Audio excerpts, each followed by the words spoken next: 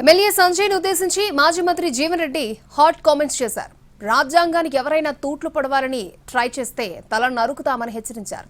ధర్మం కోసం రాముడు రావణుడి 10 తలలు నరికాడని, రాజ్యాంగానికి తూట్లు పొడిచి పార్టీలోకి వచ్చిన నీ తల నరకడం లెక్క కాదన్నారు.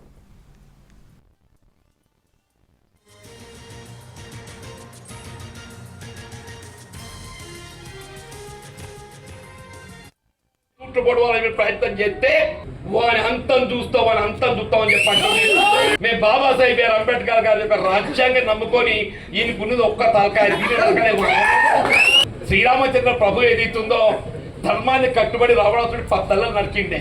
మేము బాబాసాహెబ్ బిఆర్ అంబేద్కర్ గారి యొక్క రాజ్యాంగం నమ్ముకొని ఉన్నాం. ఇలా ఎవడైనా రాజ్యాంగాన్ని తూట్లు పడవాలని చూస్తే వానికి ఉండేది ఒక్క తలకాయ. మనకు ఉండేది ఎంతనే ఒక్క తలకాయ. దాన్ని నరకడం పెద్ద ముచ్చట.